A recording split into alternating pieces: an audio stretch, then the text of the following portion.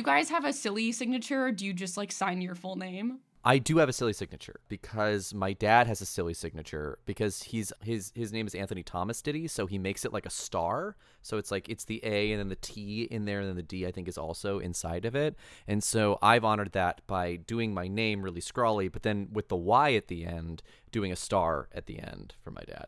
Like a pop princess from 2003. Yeah, but I do actually, the rest of it is in my mom's sort of like, she has very like, she's going to be very mad at me for saying this. It's very Donald Trump-esque, her signature, but like very small, just a very like small one. So it's a bunch of upward lines because it's Kim. Yeah, no, I honor both of my parents. Wow, that's beautiful. I sometimes just do a straight line. Yes! Aubrey, do you ever, because you professionally go by Hoffer, but then legally your last name is Capote. No, my legal name is still Hoffer. Oh, cool. So when you sign your name, do you still sign Hoffer? Yeah, unless Okay. basically, if I'm in any kind of context where it's relevant for me to be Dr. Hoffer, I'm Aubrey Hoffer. Any other context, I go by Capote. That's incredible. We were thinking about combining our names together at one point, and we came up, my spouse and I, with Felippity. That's so charming. Yeah, because our buddies had a kid, and they combined their last names into Gilbadil, which just which sounds like a Lord of the Rings wizard. I was thinking like a cartoon character, like a little goat on a farm in a kid's cartoon going, my name's Old Gilbadil. The problem, though, because I love the idea of combining names like that, Yeah. but you really can only do that for one generation, because if the next generation does that with another combined last name person, it's going to be unintelligible by the time they have children. Hell yeah. That's all I want. Yeah, just nonsense. So at some point, the last name is just straight up in fucking wingdings. No, it's going to end up with just being a line at a certain It's just a point. line. Yeah. And Aubrey will be proven right. Speaking of complex family dynamics, hello and welcome to Informed Attraction, a podcast hosted by one skeptical child psychiatrist and one ageless elf. A podcast about how sometimes mental health providers are wrong. They sure are. They just want a weenie whistle. We're joined today by our guest AJ. McKenna, do you want to introduce AJ? Yeah, we're joined today by AJ Ditty, our first guest, and also my real life friend and a famous podcast host of the Worst of All Possible Worlds. Thank you for being here, AJ. Thank you for giving us a shout out. I did get hear back from my contacts at NPR though, and they're really upset that you haven't actually plugged them yet. I know. So One of Aubrey's better jokes saying that plugging the Worst of All Possible Worlds is like plugging NPR. Well, you guys have merch now, so you are basically NPR now. That is true. Actually, I did get a phone call from Ira the other day saying, listen, you're moving in on our turf, and I just want to say, I'm coming for you. This is This American Life. AJ and I met because I cast AJ as a pedophile in a play. Yes, And then yes. I cast It's AJ the as hair. another pedophile in a play. Yes, And then I cast also the AJ hair. as a political consultant in a play. And then I cast AJ as a doctor who might be a pedophile in a play. Yes. So There's a recurring theme here, and just to be very clear, not a pedophile. I would not like on to the just Epstein list. Has never throw been that- to the island. No. I think Scott Calvin might be, but that's an entirely different conversation. Literally, that I have a note in that where I'm just like, why is there sexual tension between Tim Allen and a 10-year-old? It's so weird. It's so deeply upsetting. And to be clear, is Tim Allen? I actually don't know this. Is Tim Allen on the list? Like, is he in the flight logs? I don't know. Gut instinct, I'm going to say no, because I was doing a little bit of research into Tim Allen's actual political leanings. He is the kind of Republican who has vocally said he doesn't like Donald Trump, so I think he's in the, like, never Trump, libertarian, adjacent, and it seems like historically has always been anti-Trump, so I don't know. Yeah. I feel like he's too blue collar to have gotten along with Jeffrey Epstein. Well, Yeah. we think that, but I mean, in the 90s, dear God, this man was on fire. He had more Yes. money than God, particularly in this movie that we're talking about today, I think. Yeah, Aubrey, what are we talking about today? Today we're going to be talking about The Santa Claus, a 1994 Christmas movie starring Tim Allen as Scott Calvin, a man who unknowingly signs a pact with a fae and ends up seeing his body corroded from the inside. This is the first of our holiday programming, so we here at Informed Attraction attraction and want to wish you a happy holidays, however you celebrate. Yeah. Particularly if it is falling off a roof and then disintegrating into nothing. But waving first. Yeah. Horrifying. Why does he wave? Because I got into this whole, I fell down a Reddit hole yesterday about how worst kind of hole. We fall down them all the time here at Uninformed Attraction. We stay on reddit.com. I found this hole yesterday where someone had just watched the TV series that came out, The Santa Clauses, and was like, I think that this was on purpose so that Scott Calvin could be the first human Santa Claus. I think that Santa, 17, purposefully killed himself so that Scott Calvin could become the first human Santa Claus. Fascinating. It would explain why none of the elves are particularly sad. The elves are all Santa fuck, goes. Who cares? I feel like there's a lot to unpack there, but Aubrey, I think you've done so much more research on this movie than I have. Please guide us down this horrible hole. One of the questions that Mackenna wrote down as central to what they wanted to explore in this episode was, what does it mean that this franchise's foundational frame is your body becomes Santa without your consent? I think what I am interested in is the depiction of Santa as a positive male role model and the way that this is reflected through physical transformation. Sure. In the research for this episode, I did some reading about people who have been famous for portraying Santa, and one of the most famous professional Santas is a TV producer named Jonathan Meath. He has a quote about portraying Santa that I think sort of led me to this idea of wanting to explore Santa as a male role model. Santa is really the only cultural icon we have who's male, does not carry a gun, and is all about peace, joy, giving, and caring for other people. That's part of the magic for me, especially in a culture where we've become so commercialized and hooked into manufactured icons. Santa is much more organic, integral, connected to the past, and therefore connected to the future. I love that. Also, NYU alum. So. Oh, really? Hey, Jonathan Meath. Wait, you and I also helped a real estate scheme. I looked it up. I was like, AJ, what? No, listen, I pushed him off my roof, and it was a whole thing. It was a whole part of my life I don't like to talk about. You wanted to see if it actually worked. Yeah. Very impressionable. So this just goes to say that I think that how we portray Santa in media says something about where we're at as a society. And I think it's interesting to contrast something like the Santa Claus with the new wave of gritty Santa portrayals that we've had. I'm thinking of movies like Violent Night, Red One, Dear Santa. The Santas in the media of the past few years have been subversive and oftentimes characterized by action movie cliches, but I wonder if that also reflects a greater problem in a media landscape that doesn't want to view men as sensitive. I think that's really interesting to talk about the context of this movie too, because there's literally a scene in this movie where the toy company is pitching military Santa, and Scott, who is turning into Santa, is like, we can't do that! That's against what Santa would never do war! And then The Rock bursts into the room, picks up Peter Boyle, and throws him over the balcony. Which is also so funny because then in the second one, they really lean into a militarized Santa at the beginning. Yeah. But he's the bad guy. Oh, you mean the cold open of the second one Yeah, where they're doing the elf con stuff? Yeah, he's literally wearing a beret. Yes, it's true. Yeah. It's foreshadowing for the fact that fascist Santa is coming. Yeah, it is fascinating, to watch the progression. My buddy and co-host, Brian Alford for The Worst of All Possible Worlds, was working on a video essay for a very long time about the radicalization of Tim Allen over the years, because the Tim Allen who we see in Home Improvement is not the same Tim Allen that's on Last Man Standing, right? Yeah.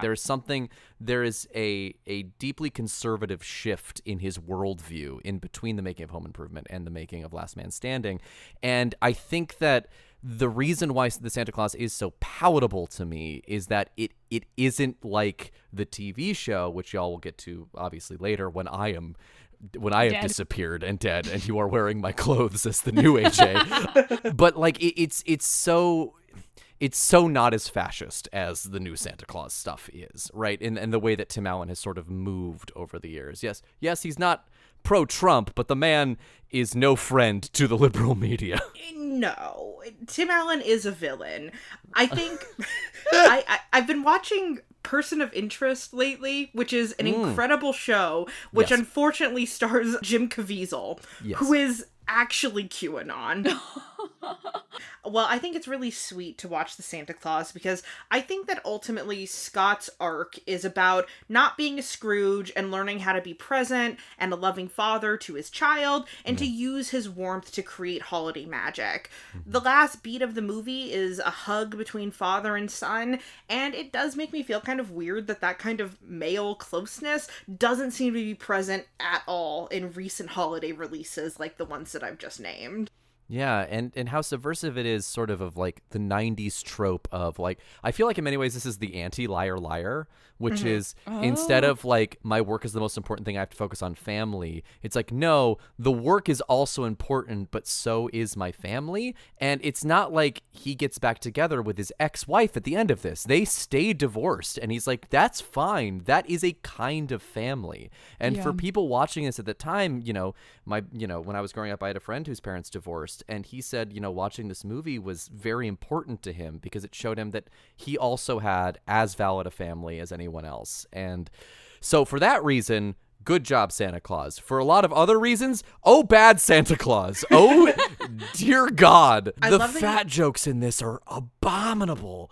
I didn't remember any of these. I will say, the fat jokes are abominable. However, Scott Calvin has the greatest fat positive doctor of all time. I was gonna say I do fuck with this doctor. His doctor, if my primary care physician saw Scott Calvin, he would have immediately been on Ozempic. And Christmas would be canceled. No more Christmas. We have GLP-1s now. I love that you mentioned Liar Liar because I view this movie as sort of nested within a holy trinity of this, Liar Liar, and Mrs. Doubtfire all feel like they're kind of in the same they're on the same branch of the family tree. Yes, absolutely. I also like Aubrey's question here. Is this technically a body horror? More than one beat feels like it's from The Fly. And Aubrey sent me, AJ, and I can send it to you too. Aubrey sent me this morning someone recut the movie into a horror movie trailer. Oh my God. I had that note. Yeah. And it's like literally, it's funny. I'll send it to you because it's literally crazy. It's like, oh yeah, from the ex-wife's perspective, this is a horror movie about like her ex-husband pretending to be Santa Claus to like kidnap their child. Yeah, no, there's some huge leaps that have to happen at the end of this movie for everything to sort of resolve itself. Yeah. But one of the first notes I took about the movie was this is a slasher movie where Tim Allen is being pursued by this serial killer named Christmas. Like, it's like around every corner, and they have this very haunting Carol of the Bells that's happening as he's driving home. Like, I got very scared very briefly at the beginning of this. Yeah. Well, it is also sort of like, because we watched Candyman for the podcast, and it is sort of like Christmas and his transformation into Santa shows up in this movie the way that Candyman keeps showing up in Candyman. Oh my God. I've never seen Candyman. I did listen to your episode on it, but I have not seen it. So I love it. I have notes that I took while watching the movie. Mackenna's trying to say that this, quote, isn't a plot summary. Okay, because when I write plot summaries, I summarize the plot. Aubrey's first note is, God, this movie looks like a movie. It does! That's not part of the plot! No. Aubrey, you and I take notes very similarly. My first note is the Midwest distribution team led by Scott Calvin. Yes, we are in Lakeside, Illinois. Mm-hmm. It's important. I mean, look, you've seen all the fucking news articles lately about people being like, oh, Netflix movies, they don't look like movies. And they're right, all right? I'm being topical. Yes, this movie looks like a movie. You're right. It does. And I will also say this was a time when you could put people with really boring jobs on screen and get really specific with it. Head of Midwest distribution team is not something that you would see The Rock doing, for example. He should, to be clear. He should be doing that and not whatever Red One was. Why? I like J.K. Simmons. He did not have to get that swole. Leave my poor boy alone. My second note is that his boss in this movie is played by Peter Boyle, who, and then I say, I think is also in the next movies. I'm saying this now in case they ever reference this. I believe that the third movie is Peter Boyle's last ever on-screen appearance. Yeah, I watched a little bit of the second one, too, before we started recording, and he's like Father Time or something. Mm-hmm. Do they ever reference that he also was Scott Calvin's boss? Well, so this was in the Reddit hole I went down last night. Someone was like, it's all fucking connected, man, because he's his boss in the first movie and he's Father Time in the second two movies. And it's like, yeah, because he was always fucking in charge. He was plotting this shit so that Scott Calvin could be the first human Santa Claus. Mackenna has pulled out a cork board and is just attaching string. I've got hella yarn. Pictures of Tim Allen and Peter Boyle?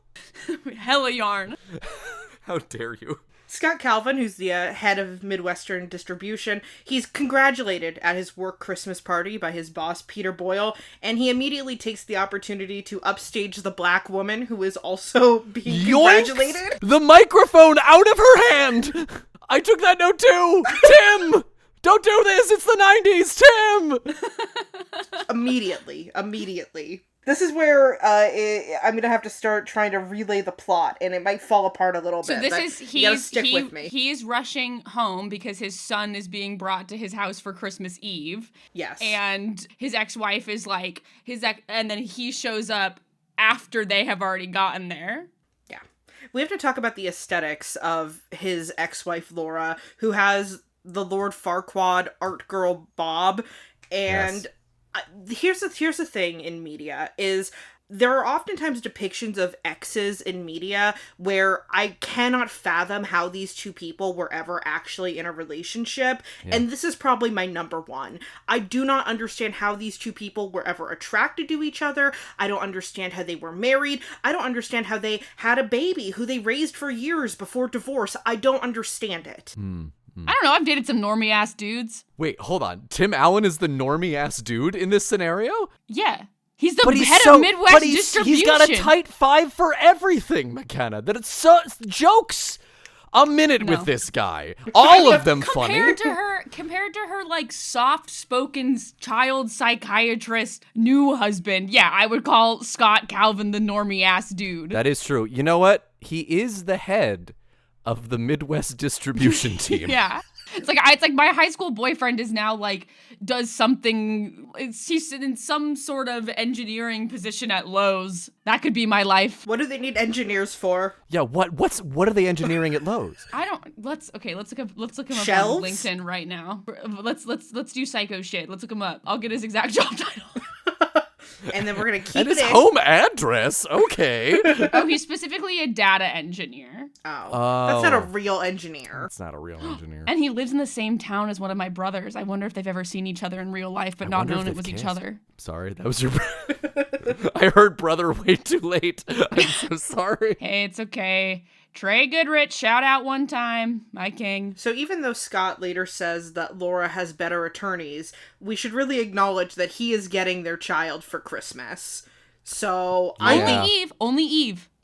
Well, that's like the real Christmas celebration, though. Because you wake up in the morning. Yeah. Yeah, you're not going to come get him before he opens all of his presents. Yeah. Yeah, Christmas Day is like... everything's kind of, it's happening, but all the excitement is Christmas Eve. I think especially if you have a little kid. My family was a Christmas Day family. We actually celebrated Christmas on the 23rd because we had to go and celebrate the actual Christmas up with my grandparents. And so my parents created a whole cockamamie scheme where Santa came 2 days early specifically to our house and no other house. And I bought it hook, line, and sinker for a very long time. Listen, there's a lot of cities he had to go to San Diego first. Yeah, that is true. It's there's a nuclear power plant up there. He has a vested interest in nuclear energy. That's how he powers his sleigh. So plus when you fly above them, they do kind of look like boobs. And if there's one thing I've learned from this movie is that Santa's, well, actually I learned that more from the second one, but Santa's a pretty horny fella. Yeah. Santa fucks. This is really the thesis of this is that Santa fucks. Disagree. Moving on. Oh. We'll come back. It'll come back. Sure. So we're introduced to Scott's ex-wife, Laura, and her new husband, Neil, who is a child psychiatrist. He is the worst child psychiatrist, maybe of all time. James Dobson would like to disagree with that briefly.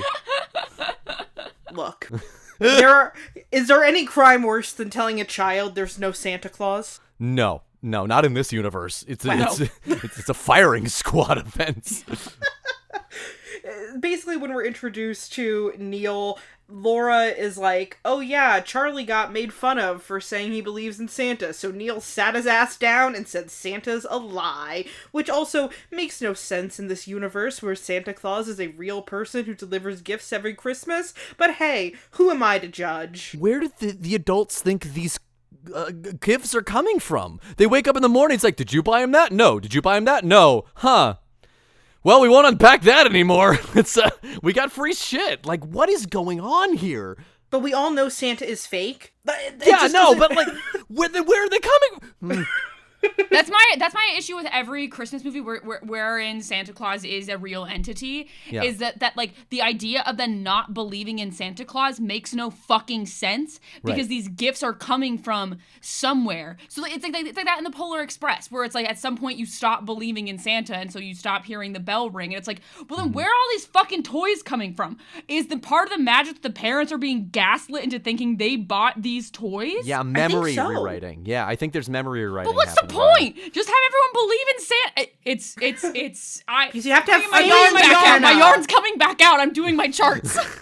Kenna, you have to have faith. It's an allegory for religion. You gotta believe it, even though it's not there, even though in this case there's tangible evidence of its existence. Honey, did you blow out the kitchen wall to make a fireplace? Oh, it's gone. Never mind. I was never fucking there, I guess. So Scott fucks up Christmas Eve dinner with Charlie because he's a man. Yeah, I honestly, I really like the fire bit of, Yes. it's done. Like, turn off the stove, Scott. What are Scott's you never doing? used his kitchen. Never once. My favorite bit of the movie is Scott fucking up dinner and then taking Charlie to Denny's, and then around at the Denny's are all the other pathetic loser dads. They all just nod at each other very solemnly from across Yes. the room. It's my favorite scene in the entire movie, and it has nothing to do with Santa Claus. Yeah, and he also meets Judy here, Yes. the waitress, and I thought this was a very clever bit of, like, building the idea that it could be a dream, like that what's coming could be a dream, right? And this is also, I don't know if y'all looked up the screenwriters for this film and their illustrious history. This is Leo Benvenuti and Steve Rudnick, the co-writers of Space Jam. No fucking way. Come on and I slam. believe it. And Oh, welcome that's to the awesome. jam. To think that they make a movie that is actually, I think this movie is pretty sound structurally. Yeah. And then go on to make Space Jam, a film that is every movie in one movie. Space Jam is a movie that, like, they dropped acid, galaxy brained the fuck out, and then didn't edit any of their ideas. They went, everything we thought, we're gonna put in the movie. Let's have Daffy and Bugs just sneaking around some kids' rooms. Yep. For like 10 minutes. That's like a ninth of the runtime. It's just them sneaking around Jordan's house. And I'm like, what are we doing here? Yeah, obviously we talked about this in like the third episode of the podcast, about- but with still my Lola. favorite thing is that they were like, we don't need a sexy bunny. We're just gonna do Bugs, but with girl clothes on, and they were like, no, people are gonna think it's his sister. Make her look different. And so then they made like a sort of like non-binary androgynous girl basketball bunny. And no, she looks like a little kid. We can't sell that as a toy. And so they went, fine, we're gonna draw the hottest rabbit of all time, you little shits. Tomboy Lola would have done the numbers now, though. Now. Yeah, now. Well, but now we've already. It's too late. It's too late. Now we can't got take away your- Zootopia coming out, so the legacy is secure. So Charlie goes to sleep that night, and then he hears on the rooftop the parasite intruder who's coming to invade their home. And so he goes to wake up his dad, who is Tim Allen. And I'm going to be real. Tim Allen sleeping in his little boxers in this movie, It's hot. He looks hot. This is a big point of disagreement amongst me and Aubrey, which is that Tim Allen does nothing for me. Huh? Absolutely nothing. Doesn't do it for me in Home Improvement. Doesn't do it for me here. Well, you know what I say to that, Mackenna? Mackenna, this is where you start to see a difference between your relationship with your father and mine. I don't understand. Because exactly. It's because Tim Allen fulfills something in me where I believe that if I were to gain his love and affection, it would make up for the lack of love and affection that I got from my conservative father. And that's where sexual attraction can sometimes be complex. What's fascinating too is that, like, Tom Hanks, America's liberal dad, right? Yeah. And then we have Tim Allen, America's conservative dad, both in the same movie together. So I feel like in Toy Story, obviously. Oh, I was like, what movie were they in together? Actually, no, that's not David Krumholtz. That's Tom Hanks. That's Baby Hanks. But yeah, no, I think that I what I love about it is that it feels so lived in and real in a way that a lot of I didn't really feel like I saw the dynamic with my dad on screen a lot. And then this, and especially in Home Improvement too, was also very much our dynamic when I was growing up. And so he became kind of a father figure to me, despite off-screen being just a real monster, pretty much across the board. See, me and my dad, our relationship was he would sneak me downstairs to watch Saturday Night Live when I was a kid. And then when I got a little bit older, we would drive around in the car for multiple hours listening to music. And if I got the number of artists correct of these songs, I would get ice cream. And then most recently when I came home, he was like, Mackenna, I have the Dua Lipa at Royal Albert Hall recorded. Do you want to watch it? And then about halfway through watching it, Brent goes, this is my third time watching this. And I love that. And that's Brent Goodrich for you, baby. That's great. My dad, last time he was here, took me to Costco, and then he said, don't get the salmon unless it's wild caught, because the farm raised has too many microbes in it. And I said, what does that mean? And he said, all that shit in those fish. And I said, okay. My dad watched our SciShow video on mirror bacteria and texted me and said it was good. I love that. We're all getting praise from our dads. Sometimes my dad acts in things I write, and that... Oh, yeah, your dad did which one was the one recently that your dad recently did the Yeah, he escaped from prison. Yeah. I don't remember the episode off the top of my head, but yeah, he was trapped in a evangelical prison, in a Southern Baptist prison, and then he escaped. Oh, it's My Cousin Vinny. He did the My Cousin Vinny episode. Oh, yeah, that's his favorite movie. Yeah, no, sometimes... Such a dad movie. It is. That's a very dad movie. That's such a movie that dads love. It's also really good. It's amazing. I watched it recently, and during the final exchange, because they love each other so much, right? They love that central relationship is so loving. I cried because they were teaming up, and there was love there, and I miss seeing love in my movies, like you were saying, Aubrey. That movie feels like a movie in a way that Santa Claus also feels like a movie. Yeah. So they go outside, and Parasite Santa falls to his death and immediately evaporates. So Scott responds by stealing his vehicle. Yes. Well, to be fair. Well, he finds the little note that says, put on the suit and the reindeer will do the rest. And so he puts the fucking suit on, and then Charlie finds the sleigh on the roof. Yeah, because he climbs a rose such a clatter ladder. The Yes. rose such a ladder. I was trying to sound it out in my head, but yeah, no. From the same book of Night Before Christmas that I had when I was a kid with those drawings. Did y'all have that same book with the Nightmare Santa on the front, the Parasite Santa? Absolutely. They tried to warn us. Of course. But yeah, no, they climbed to the roof and we get Prancer, or no, it was Comet. Comet is the one that it's the reindeer with human teeth. Why does the reindeer have human teeth? It's so unnerving to me. It's like it's there's a reason they changed Sonic, and I think it's because they saw this movie and went, we have to do something. I love the reindeer in this movie. This little side eye. I'm delighted by them. They try to, I think they CGI them. I don't remember at what point they start doing that and move away from the animatronics. Yeah, I don't know. I don't know if Chet in the just that second good. movie is CGI or animatronic. So immediately now, Charlie and Scott are delivering presents, and hilarity ensues. Scott goes to the little girl's house and then is this fucking dick to her because he's Tim Allen, and then they deliver more presents. And then they go to the North Pole, and it is a beautiful fantasy, and they meet sexy Bernard. I will say David Krumholtz is 16 in this movie. I'm not attracted to 16-year-olds. Me calling him sexy. I saw this movie when I was probably like 6 for the first time. Sure. So at the time, 6-year-old me thought he was sexy. I also think, okay, this is a piece of lore that I'm about to reveal about myself.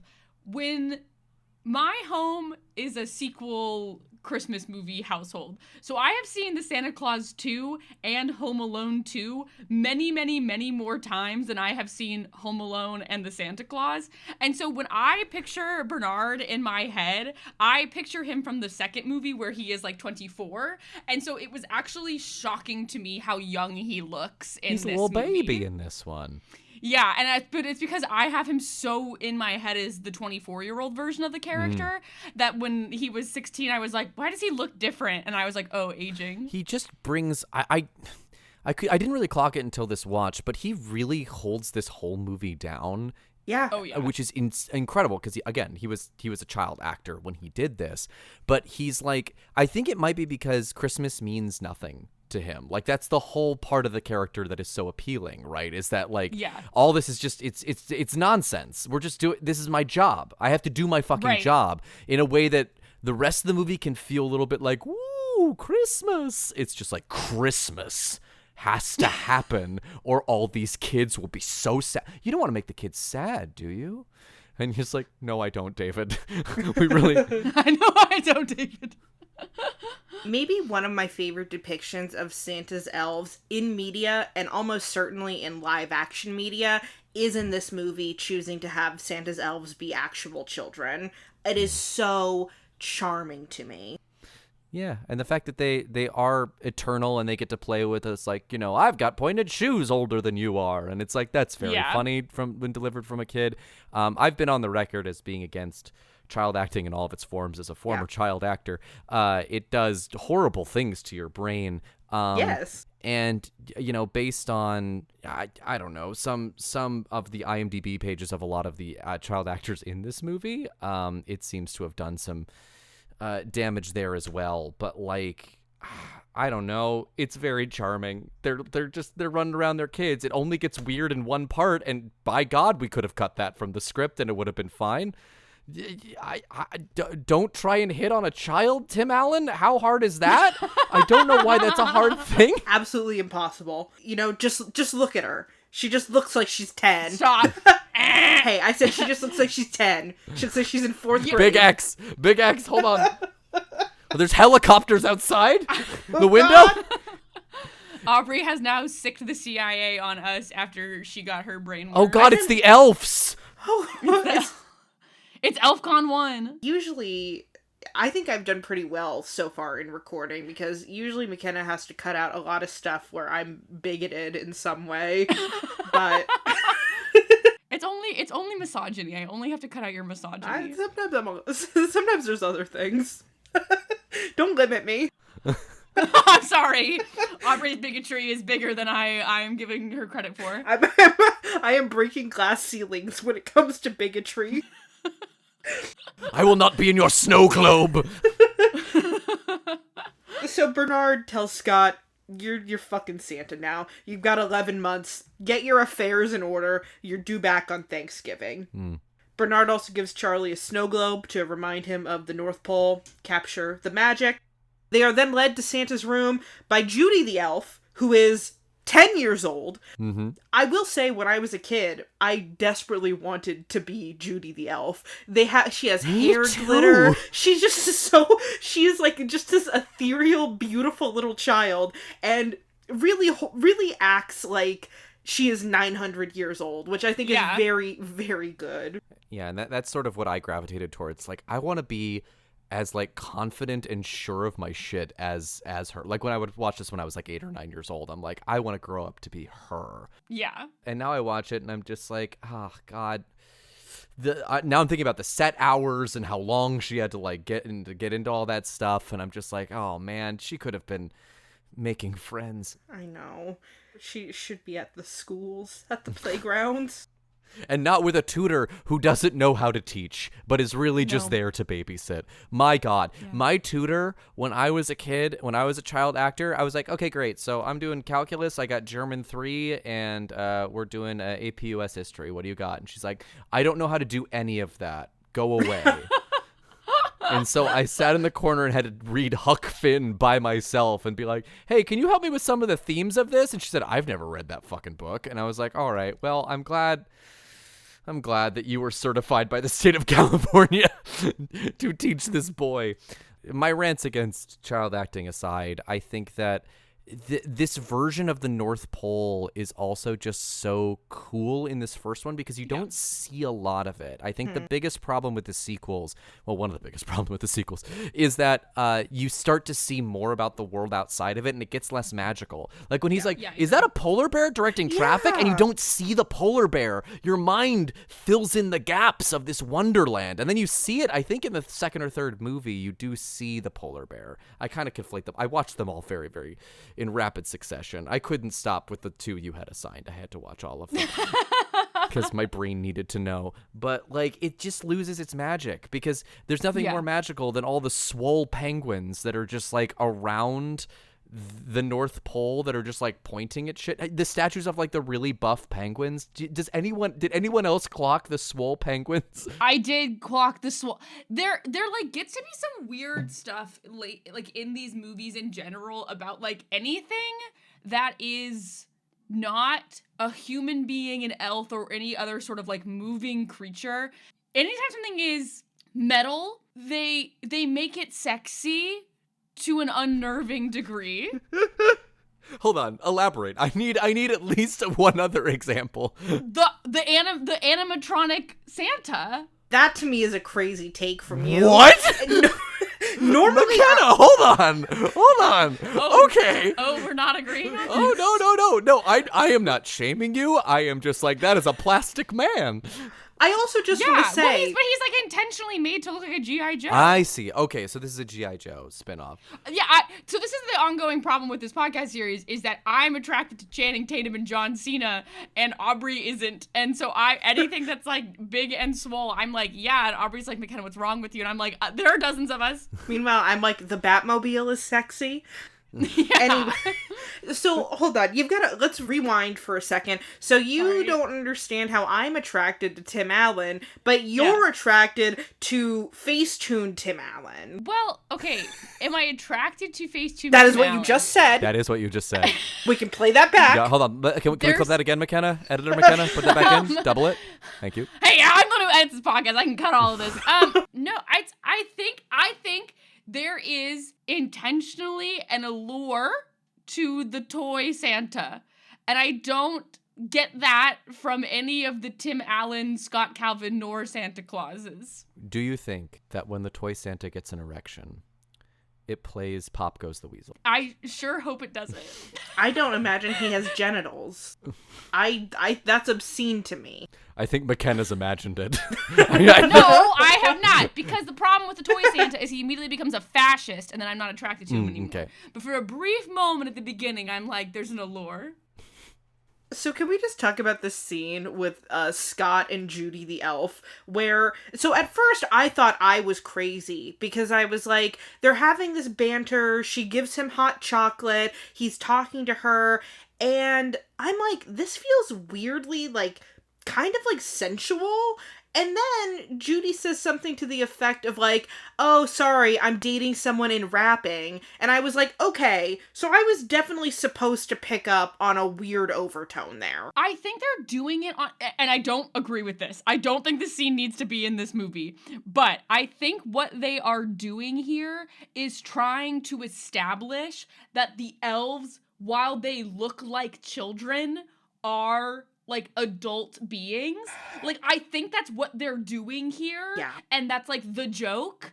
is that, but it just is a weird fucking joke to be making in a weird way to establish, oh, these elves are actually adults. Yeah.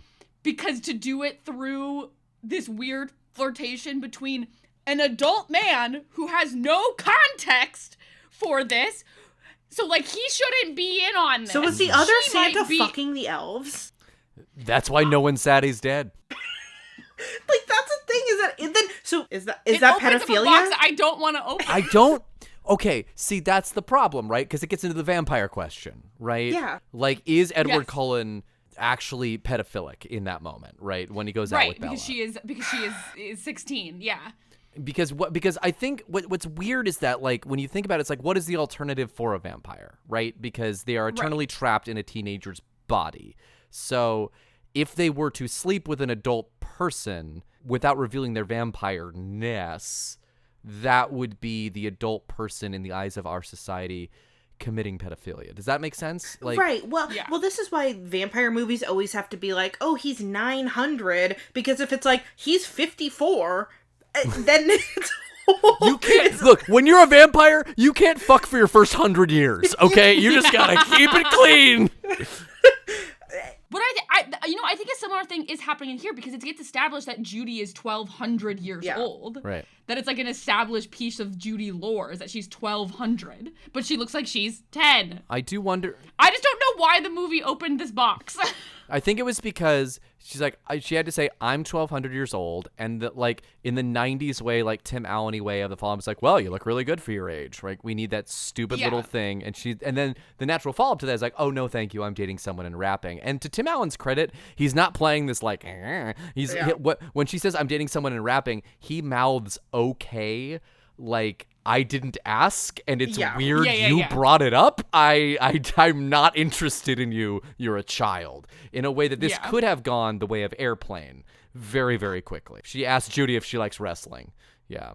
But that's where I feel like the implication is that Judy was perhaps hit on by the ex-Santa. Yes, and that is the fascinating thing to me. Well, because if we go back to my my Reddit rabbit hole, the thing is that that Tim Allen's Santa, Scott Calvin, is the first human Santa Claus. So all other previous Santa Clauses have been one of these like ethereal beings. So then it's pedophilia and bestiality? I don't know how the rules work when you're an ethereal being. I'm a person. I want you to tell me.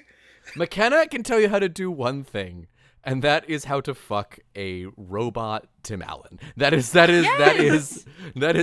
area of expertise. But we start getting into the Fae shit. No, we gotta bring in an expert on that. We gotta talk to someone who's a little bit more trans than me to get those answers. So the next day, Scott and Charlie are back in the real world, and Scott decides to gaslight both himself and Charlie and say, no, fucking fake. It was a dream. But he knows because he has the pajamas on. They give him pajamas in the North Pole, and he's wearing the pajamas when he's back, so he can't fully deny to himself it's a dream because he has the fucking pajamas. And Charlie has a snow globe. It does lead to one of my favorite exchanges. Like, where did you get those pajamas? And he's like, I don't know. And it's like, what do you mean you don't?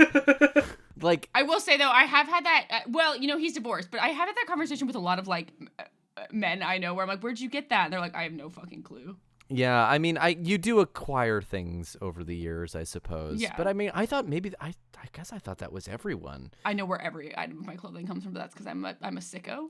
Well, I own that many clothes. I own a lot, and I still know. I've got like 10 dresses. Not too hard to keep an inventory. That's the way to do it. This is my ex-boyfriend from college's t-shirt, and then the pants are from Big Bud Press. Is he also a data engineer? No. I don't know what the fuck Sam's up to, actually. He's right here! He's right here.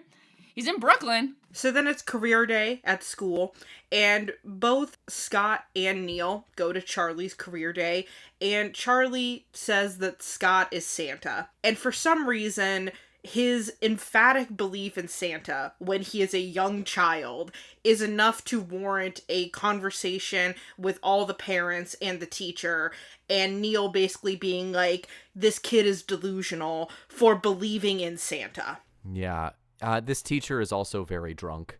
Yeah. It seems during this entire lesson. I think the funniest line in the movie for me is, and that kid's is the danger of a 3rd-degree burn. And it cuts to all the students in shock. And it's like, well, thank you for that. And I think I can speak for all of us and say, sorry about your partner. And you see him just very silently like walk off screen with a 1,000-mile stare. And I'm like, yeah, no, that's really good. That's from the writers of Space Jam right there. Hey. Yeah. My favorite SNL sketch, maybe not of all time, but it's up there. It's up there, I would say, in my favorite SNL sketches of all time, is the sketch where Adam Driver is Pete Davidson's dad on career day, and he's an old-timey oil baron. We got to be putting Adam Driver in more comedies, because it's crazy. Adam Driver is going to be in the next Santa Claus movie. Thank God, he's playing Santa Claus. Yeah. He's playing Bernard. And there's going to be a robot version of him. It's going to be nuts. Great. Well, robot Adam Driver. Now we're really talking. Whoa. So then the body horror starts. Yes. Scott wakes up and he's fat. And that's every American's nightmare.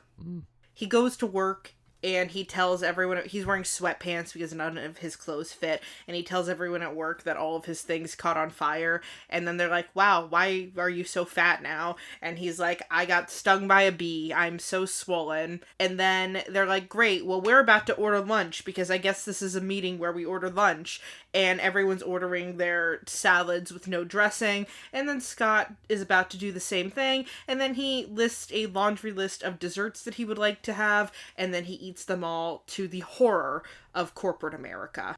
You have to feed the parasite. And the parasite only sustains itself on sweets, I suppose. Yes. That's why he eats so many cookies. Why are they waiting for him to finish his lunch? That's the weirdest thing for me. Is they're all sitting around the table, they're all done, and they're just watching him eat. And I don't just start the meeting. Just start the meeting.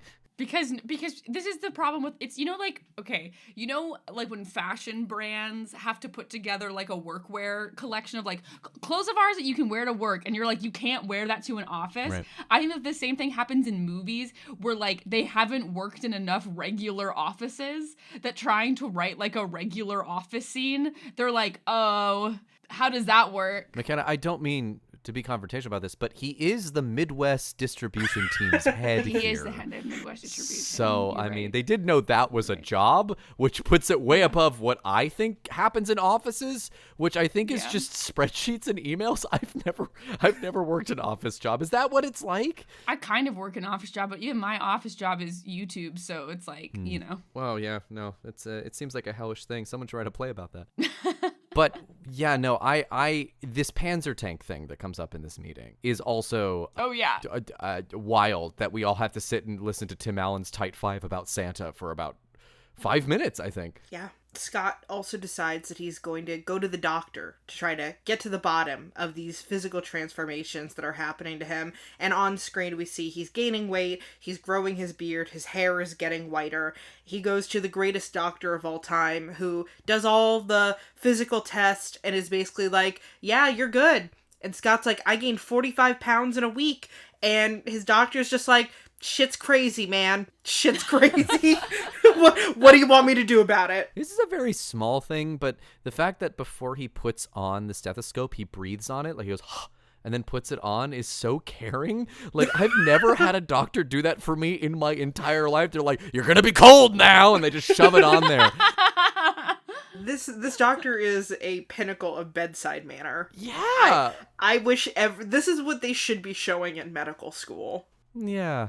God. You need to watch a scene from the Santa Claus, and you need to watch The Pit. That's what we're showing to med students now. Yeah, unfortunately, at the end of that demonstration, it's like, okay, so what did the doctor do wrong? He didn't prescribe Ozempic. Okay, great. Yeah. Yeah, great.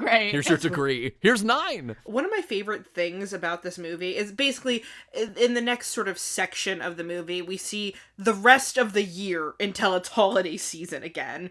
And I love the Santa-coded streetwear that Scott starts to wear. Like, all of his outfits are very, like, Santa in a sweatsuit, but like not all the way like ho ho ho Santa. The costuming really did blow my mind. There is a scene where Tim Allen is walking down the street and he's seeing kids and he's like, Judy, good, Johnny, bad, Gary, good, and then a woman walks by who is attractive and he's like, Angela, very good, and she turns to this cat call and goes, in your dreams, sleigh boy. And then he immediately the next cut is he is trying to shave off his beard and dye his hair back to being dark. And this is my evidence that they are coding Santa as losing his sex appeal. But it's so funny because she seems so into it. Like, she is kind of flirting with him. Like in your dreams, sleigh boy, and it's like she's like, and then she keeps walking away. Like, I don't know. Like, there's something that's so like she definitely wants to fuck Santa, which is a thing. I mean, that's a thing that people like. People like. There's some. I've seen articles. Yes. I've seen articles. I've written them myself. Yep. No, don't worry about it. There's not a secret folder on my hard drive. But like. No, it's like, I mean, this is a very real thing for some people, and yeah. I think that the movie is playing it like, oh, he's not appealing anymore, but like, I don't know, man, that's just not the experience of living in the world. I think it's also funny. I feel like this was like discourse a couple years ago when people were like, oh, Santa Baby is because like it's, you know, she's singing it to dad who's Santa. Like it's like that's what it is. Like that's why she's like horny for Santas because it's her husband, you know? And I was like, I've never had that thought one time ever. I was like, some women do just want to fuck Santa and that's okay. But I love that someone was like, no, it's the justification is this. It's because it's her husband. Like her husband's Santa. And it's like, no, I think she's just horny for Santa and that's okay. Sometimes you got to put your husband in the cuck chair and... And have Santa. Christmas is a holiday once a year where my husband gets put in the cuck chair while I have sex with St. Nicholas, and then our kid gets presents. Listen, fireplaces can appear on hotel walls. That's fine. Yes. Santa's got time, right? He's a time lord, or at very least a chromancer? Chronomancer, yes, that's the word, right? He has to be for any of this to make sense. Anyway. For any of this to make sense. That just reminds me that my husband's parents are from the Philippines, and so there are certain aspects of American culture that my husband was like just not exposed to, having parents who are immigrants, and one of them was that I played the song I Saw Mommy Kissing Santa Claus in the car one day. He's in his 20s at this point, and he looks at me and he goes, "What is this?" Well, you see, once a year, the dads of the world get cucked by Santa, and sometimes people catch them, sometimes people watch. Yeah, that one, and then there's the other Christmas song where part of it goes, "Kiss her once for me," and he's like, "What does that mean? Kiss her once for me?" And a little smooch. Hey, if I've learned anything from being on Field.com in these past few months, everybody's a swinger. Everyone's E&M now. Everyone's trying to get cucked by Santa Claus. Oh man, yeah. No, wow. it's the Wild West out there. Yeah. Anyway, have you seen any explicitly Santa profiles? That's my question. No, but I haven't been on it in the past couple of days, so maybe they're starting to pop up now that it's the holiday season. I swear to God, if you're scrolling through there and you see Toy Santa, you see Robot Tim Allen anywhere in there. My dream. Here's the thing. He doesn't say his political views in his bio, so that's going to come out on, like, date 3 that he's a fascist. Yeah, I know. So, you know, have your fun, but, like, be careful. I got two good ones. So Neil is a fucking villain, and he's like, Scott, you're delusional. Charlie, you're feeding these delusions. It's fucking up your development and shit. And Neil's basically like, we gotta take away his custody. And then Laura and Neil talk about when they stopped believing in Santa. And my main question is, so was their Santa just like a deadbeat that year? Because it seems like every year Santa is giving all the presents to the kids, but then there's just like a lapse sometimes? Is it because there was a Santa who got killed in those years? Interesting. Yeah, I think it was just a bad Santa. Oh no, it was Billy Bob Thornton. That's who fell off the roof. But yeah, no, I think so. I think again, there has to be a reason nobody's mourning this guy, right? I think he was just a real fuck up. Well, because there's also like because there is all this, because that also comes up in the second movie too with Carol, who eventually he marries, and she also was like, oh, I had like all these really wonderful memories of Santa, but there was this one doll I always wanted that I never got, and I think that there just is this like thing where like this Santa for all these like young boomers, older Gen X people fucking blew. Wow. Yeah. Well, I mean, that hasn't Gen X suffered enough? And by that I mean no, they have not. They can suffer more. They got rent. They got to own houses. That must be nice. That must be nice. I will say the scene then that follows of essentially sad Santa walking around because he can't see his kid anymore. It did make me wonder, man, this is a little bit of a deep one for a children's family holiday movie. But yeah. It also just feels real, right? Yeah. In a way that like so many of the other holiday movies, at least between the Santa Claus and now, this is not throwing It's a Wonderful Life in there at all, but like it's not, they kind of shy away from the truth of things sometimes in order to glorify the whimsical and fantastical elements. And I feel like this is this movie's attempt to be more It's a Wonderful Life. When he walks by the window and looks in at the family that he cannot be a part of anymore, like that's devastating. And also, maybe don't do that. Maybe don't like stare in the window at this family, dude. That's really fucking weird. Yeah, and Neil's like, hey, you're not supposed to be here. And Scott's just like, meh, fuck I'm it. gonna fight you. He threatens violence against our sweet Bill Cosby sweatered boy. Oh, Neil. I love him so much. Yeah, he just wants a weenie. He just wants a weenie. So Scott talks to Charlie, and they get zipped over to the North Pole. And so, as this man is not supposed to be with their son, and now both him and their son are gone, Laura and Neil call the cops. Yes. Which, ACAB, but sometimes, if there was ever a time where maybe it was a good time to call the cops, maybe it's when your ex vanishes with your child. Absolutely. And these cops are not normal cops. They're still wearing fedoras in the year of our Lord 1994. They I don't know. I wasn't alive in 1994. Maybe the cops were wearing fedoras then. AJ, can you confirm? Wow, I was 4 years old. It wasn't like I was around for decades. No, not to my knowledge. No. I think the one thing I like to lord over people is I got to see Pokemon the first movie in theaters as like my first big theater experience when I was 7, and it was the greatest day of my life. That's not true. I got married. That was the greatest day of my.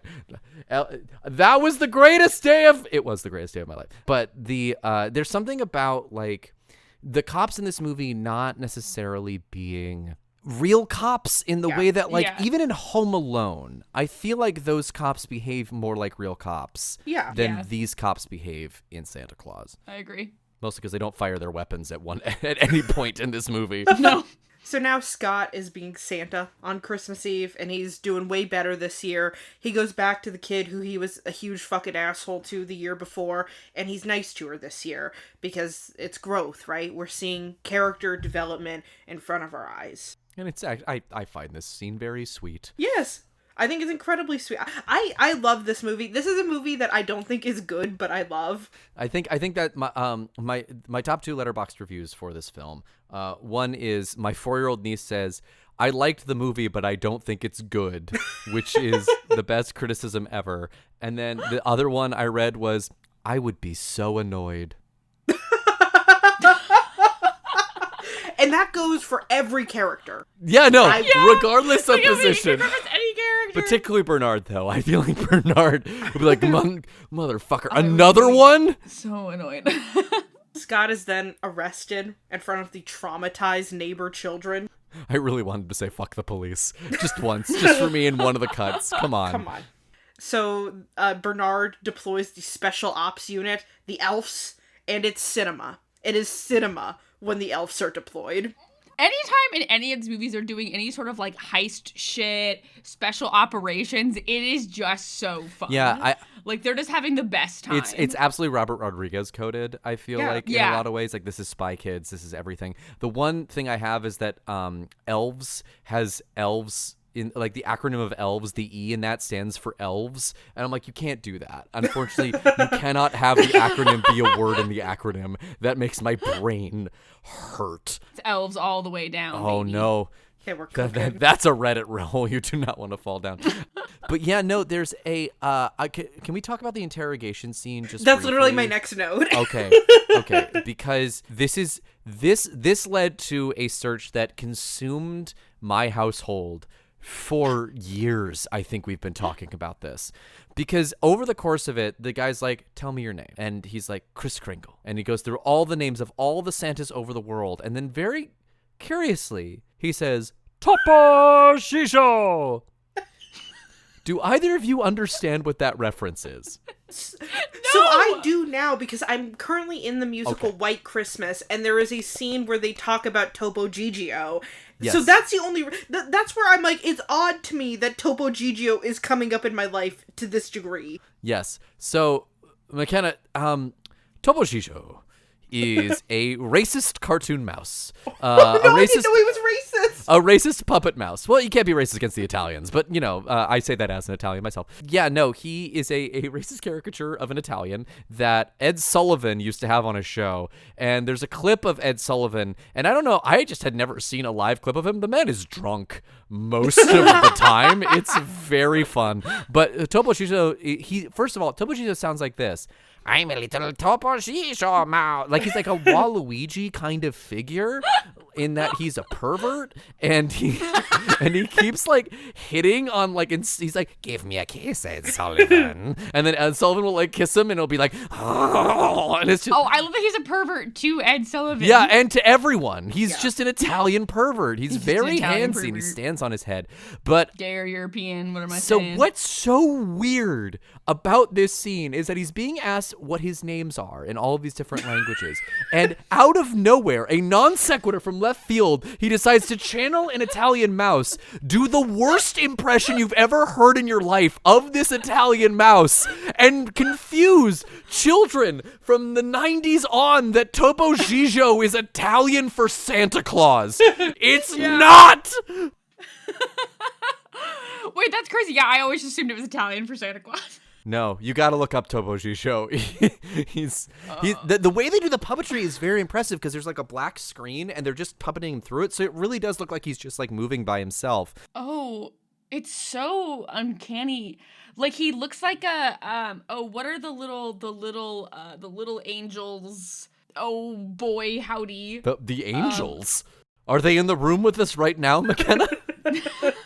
Yeah, I'm crashing out. Precious Moments. He looks like a horrific Precious Moments figurine. That is what he looks like.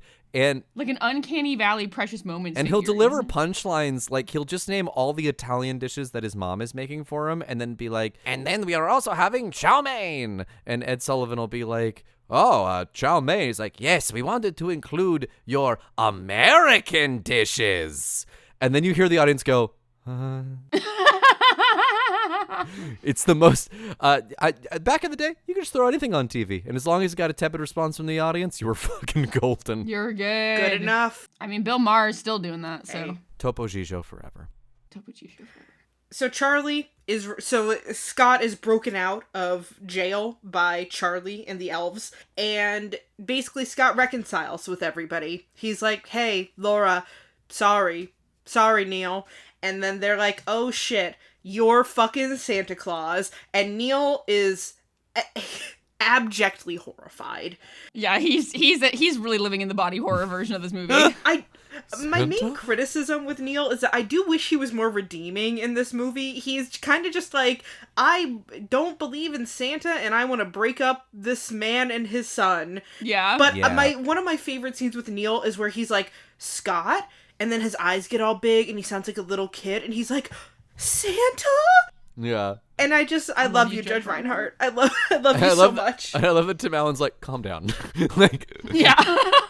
Too much. I have love in my heart for everyone except for you. Except for Neil. Yeah. But again, even then, he's like, hey, Charlie, look, we're a family, and Neil is a part of that. It's begrudging, but he's like, Neil is a part of your family. And that is, that warms my heart. I don't know. It's just, Aubrey, you're talking about, like, being a prime example of, like, masculinity, of just being, like, this, like, very soft, warm, loving figure. And you don't really see that. You don't really see a defense of the not the dad, but the dad who stepped up. You know. Yeah. Yeah, I do. I also love that they call out Neil's horrible sweater. He turns to Laura at one point and goes like, "You were right about the sweater," and it was like, "Oh, there's a whole marriage here, not between Laura and Scott." Again, no idea why they got together, but Neil and Laura. Oh, I get it. Yeah, I get it. Laura burns the new custody papers, which I assume makes them legally void. I'm not an attorney. I don't know. Look, she declared bankruptcy. Yeah. So Neil's reality is kind of broken, and then he gets his weenie whistle at last. Neil says he stopped believing in Santa Claus when he was 3. That is, who has memories from 3? I sure don't. I don't. Maybe that memory I had of my mom on 9/11. Maybe. So then Scott is basically like, Charlie, if you shake this fucking snow globe, I'll come back. And then he flies off, and then Charlie has no sense of delayed gratification because he immediately shakes the snow globe. Come back! Yeah, and then it takes a minute, and there's a minute where Charlie's like, aw, he's not coming back. And then Scott's like, hey, I'm sorry, it took me a minute. I was on my way to Cleveland. And then he's like, give me a hug, son. And then they hug, and then he flies off to deliver Christmas presents. And the last little bit of the movie is Laura basically like yelling up at the sleigh, being like, don't go over any bodies of water, be safe, blah, blah, blah. And she yells like, Scott! And then she yells, Santa! To show that there is no longer a Scott Calvin. The parasite has assimilated completely. There is only the idea of a Scott Calvin. The transformation is complete. Yeah, like, and for the better, I think. I don't think people liked Scott or seemed to care about him, and now he's this benevolent force of good, but there is that question of, like, that was a human life you've snuffed out. Yeah. Right? Because even his thoughts are different now, right? Because he like defends Christmas. His body chemistry has changed, where he's able to get all of his nutrients from cookies. And I think that this is a thing that gets explored throughout the movies too, because like in the second movie, you have the search for Mrs. Claus. She has to give up her life in order to become Mrs. Claus. Right. And then that's a huge plot point in the third movie where they're having to like lie to her family about where the fuck she's been. Yeah. And like what her husband does. And so there is this really interesting thing about like grappling with their humanity versus their like now status as these like mythic beings. It's very much like Meet the Parents, Meet the Fockers, and Little Fockers, Yeah. right? In that way that the escalation pretty much mirrors it exactly. I've watched maybe 20 minutes of the Santa Clauses, which is the reboot that they did, which apparently there was an actor on set with Tim Allen who said that she briefly considered quitting acting after having to do a scene with him in that. Great. Because he just kept throwing shit. And it's like, it seems like something the parasite has burrowed its way into Tim Allen's head, not just in the Santa sense, but in the, Republican sense. The RFK brainworm the RFK sense. brainworm sense. Everything that I have read about people's encounters with Tim Allen have been negative. Mm-hmm. I have yet to read anyone be like, met Tim Allen and he was super nice and he shook my hand. It's always just, met him and he was a huge fucking dick. Man, I will never forget the time that I was bad talking Last Man Standing to the daughter on Last Man Standing, but I wouldn't know because I'd only watched one episode of Last Man Standing, and they kept replacing the daughter with new actors every season because no one would fucking work with him. And so, I mean, that she seemed to have a good experience with Tim Allen. That was the one I've ever found in all of my experience. And you think about how sad this man was when this movie came out. This was 1994. He had the best-selling book in America, Don't Stand Too Close to a Naked Man. He had the number one movie in America, which was The Santa Claus, and he had the number one TV show in America, which was, of course, Home Improvement. And I forget what article this was, but it like seared itself into my brain. But like this reporter saw him at a bar and he looked disheveled, and he hadn't shaved in a couple days, and he was just like on his like 4th or 5th whiskey, and he looked fucking miserable. And I remember reading that article when I was younger and being like, oh, success and fame actually don't bring you happiness. Yeah. And I internalized that in a very real way. And it's so funny that if Tim Allen is a good actor, and I think he can be when he's utilized correctly, I think the more impressive performance is that he seems as put together as he does in the Santa Claus. Like the greatest acting thing that he's ever able to do is just to be America's dad, right? And to appear functional and happy when inside he was, fucking miserable and really wanted more cocaine. Really wanted more cocaine. Really wanted that snow. So one of my favorite things to do is to look up actors who are also in the running for different roles for movies. So I have a list of actors who were in discussion to be Scott and actors who were in discussion to be Neil. I would like to list those actors, and I would just like to see what is the dream version and what is the nightmare version. Great. So both Bill Murray and Chevy Chase were actually offered the role of Scott Calvin, and Chevy Chase is the nightmare. Just wait. No, okay. There's a worse one than Chevy in there? Just wait. Okay. So Chevy Chase turned it down because of scheduling conflicts, and Bill Murray turned it down because he was like, I've already done Scrooged, don't want to be Christmas movie guy. The superior Christmas movie, in my opinion. Yes. I've never seen Scrooged. It's so fun. The other contenders were Tom Selleck, Robin Williams, Tom Hanks, and Mel Gibson. Oh, there it is. I wondered if Mel... Oh, man, I wouldn't feel safe. That's the thing. It's like, if you had Mel do it, no child would feel safe watching that film. I don't think he could have the warmth needed to be Santa Claus. No, unfortunately not. Even at his most charming, there's always this edge to him. Like, I think in Signs he's probably at his most but he has the trauma on him, right? Yeah. Scott Calvin can't really have that baggage on top of it. I think, look, here's the thing. If Tom Selleck had done it, that dad would be way too sexy. He'd be so sexy. He'd be so sexy, and it would have guaranteed that this movie faded completely into obscurity. That's right. It's not, what is this, Quigley Down Under? Did anyone else see Quigley? Was that just me? All right. It's a very upsetting film. I wouldn't recommend it. Right. Tom Selleck, to me, is Monica's hot older boyfriend on Friends. Yes. Yeah. Richard is his name. Richard, yeah. Oh my God. From what recesses did I pull that? Just crawl out. Jesus. Richard! AJ, it just proved to you that you are a millennial. Yeah. That you have that in you. That is how you know you're a millennial. That is true. That is very true. And also the fact that Mr. Brightside just does something to me that it does not do to other people. That's how we know we're white people. Yeah, that's also how we know we're white. That's how we know we're white. That is also how we know we're white. There's a great episode of Demi Digiweebe's podcast where he talks about Mr. Brightside. And he's like, this is the whitest song I've ever heard in my life. And also it fucking rips. And I'm like, yes. It rips. Yes. They sing the same.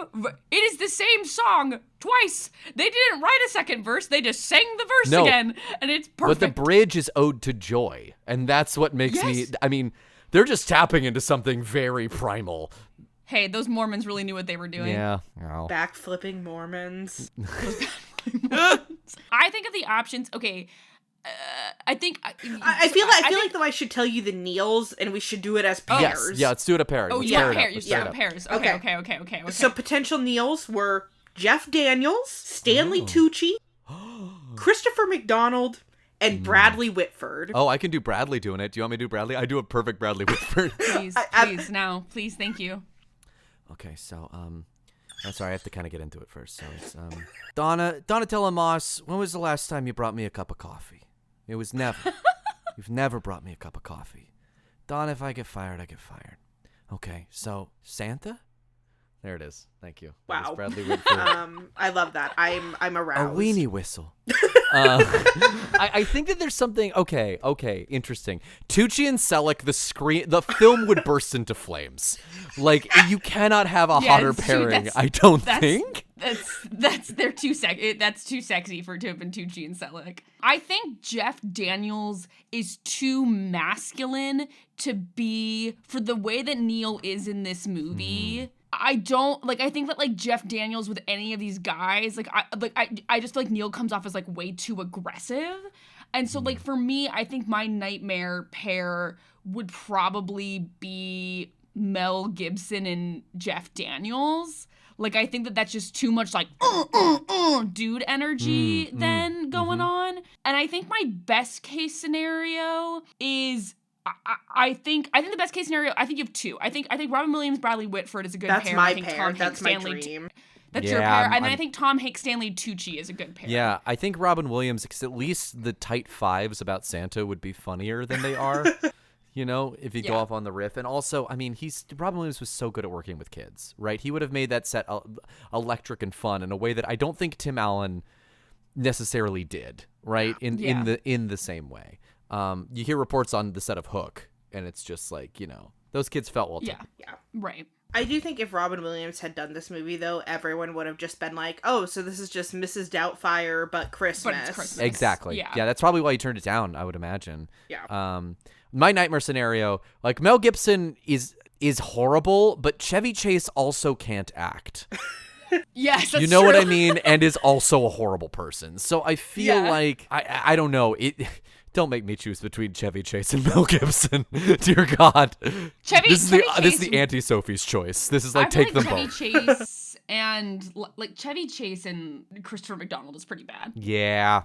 That would just be a movie with no sauce, no flavor. Yeah, it would just be there'd be no charisma. My nightmare is Mel Gibson and Stanley Tucci, mainly because I can't imagine seeing that movie and in any way not just rooting for Neil. Yeah, sure, it does ruin the balance of the movie. That's a great point. Yeah. I do think Stanley Tucci in this movie is just him playing the dad that he plays in Easy A. Yes. Yeah. You'd 100% be on his side. And there's something about Judge Reinhold that he is a kind of a little weenie. Yeah. You know? It's because he's so tall and He's thin. very tall and very thin. It's like, and it's always like, is that Ryan Stiles? It's not Ryan Stiles. It's Judge Reinhold. No. Yes, exactly. But you always have that moment of being like, we're going to have a hoedown. I always know it's Judge Reinhold because he's the close talker in Seinfeld. And that is one of my favorite episodes of Seinfeld. That's right. He is, isn't he? Wow. Yeah. Emmy nominated. Really? I looked it up on Wikipedia, and it was like his one award he's ever been nominated for. I don't think Tim Allen was ever nominated for an Emmy for Home Improvement.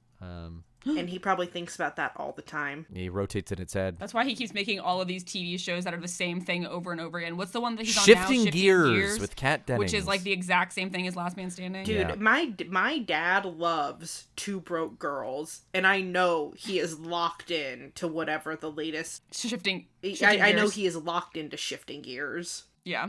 It's He was nominated one time for Outstanding Lead Actor in a Comedy Series for Home Improvement. And he won a Golden Globe for it. Well, for him. Aubrey, I like our little spat about Conclave in the notes here. Aubrey said the one movie that Mel Gibson and Stanley Tucci would be in together was Conclave. Would be and I Conclave. Said, how dare you? It would be. I said, how dare Yeah, like it... I said, how dare you? No. Conclave is perfect. Don't besmirch it by bringing Mel Gibson into this. Oh, no, just theoretically, that would be like the one they could do together. Yeah. Okay. Yeah. And if Conclave was released in 2001, it would have had Mel Gibson and Stanley Tucci. Yes, 100%. I don't want to think about it, but that is true. That's just objectively true. And if you don't believe me, believe the corkboard behind Aubrey. Aubrey's got her yarn out now. It's just centerfolds of Tucci all the way down. Yeah. So one thing that I also did want to talk about in that vein of like Liar Liar, Mrs. Doubtfire, the Santa Claus. They rhyme. Oh, wow. The Santa Clausire, obviously. Portrait of a Lady on Fire, yes. Which is, as we all know, Portrait of a Lady on Fire and Liar Liar are the exact same movie. Basically. Yeah. That's and the painting at the end just has royal blue written all over it. So I want to talk about how the kind of cultural context that these movies, which are all released in kind of similar times, have similar themes in them, why they're happening, right? And I think it's largely because divorce rates in the United States peak around the late 1980s and the early 1990s. And at the time, stories of custody battles were really prevalent in the news, and there was a lot of cultural anxiety around broken homes. So I think Hollywood really responded to this by making comedies that were centered on divorced dads, dads who don't get enough custody, dads trying to prove that they're worthy parents, and having divorce court be this kind of looming threat in the background. And I think that it also is reflecting a shift in expectations for fathers in the 90s. So, like, compared to, like, dads of the 70s, right? The dads of the 90s are experiencing this cultural pressure for fathers to be more nurturing, actually emotionally available, hands-on with their kids. So in that way, I think that movies in this niche basically function as a kind of, like, wish fulfillment, what if dad actually stepped up kind of experience. And so they all have these arcs that are about a dad becoming, in my opinion, more traditionally maternal because they're more emotionally available, more affectionate, more loving. And I think nesting those themes within a comedy makes it easier to talk about these kind of potentially messy family dynamics. But I also think it's ultimately an adult male fantasy, right? Because these are all stories that center on, like, male redemption, male self-improvement, reasserting the place in the family after a divorce.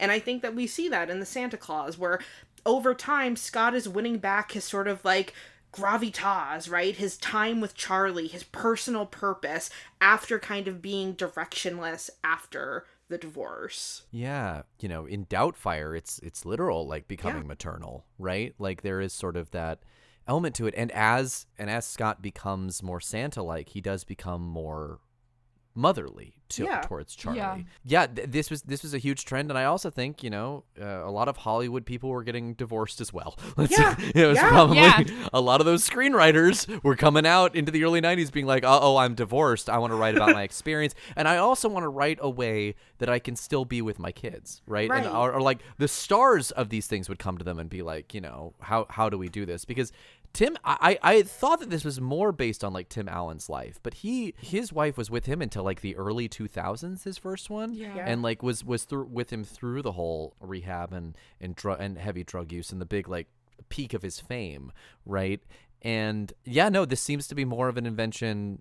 Because I also thought this was a Tim Allen vehicle. It was very surprising to me that you said that there were other people up for it at any point, because it seems so built for him. Yeah, right. In a way that Liar Liar also feels built for Jim Carrey, but whether or not that's in the script originally or it's just him riffing on set, you know, is a whole other kind of a whole different thing. Yeah.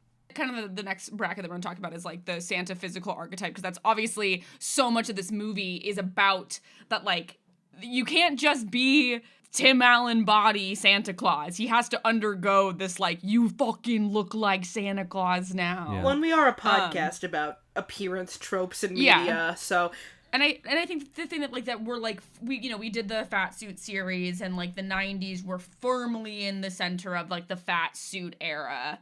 And so we have this, like, comedic transformation, like, the whole series of him transforming is very comedic, but what he's turning into is this revered archetype of Santa Claus. And Aubrey, where does the Santa Claus archetype even come from? All right, well, the popular conception of Santa Claus originates from folklore traditions surrounding the 4th century Christian bishop Saint Nicholas, who was the patron saint of children.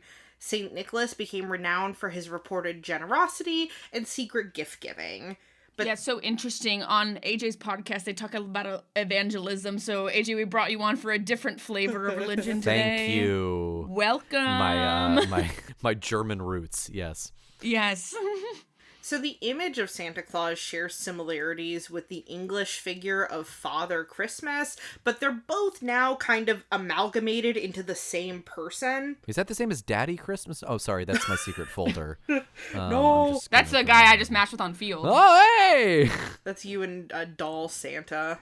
No, stop. I wish I never told you. This is why I tell people my hear me out, because then I get made, Aubrey wants to fuck the hamburger helper glove, and everything's handy-dandy. Yeah. His name is Lefty. Gotta get finger blasted, you know? Yeah. So, Father Christmas is the English name for the personification of Christmas.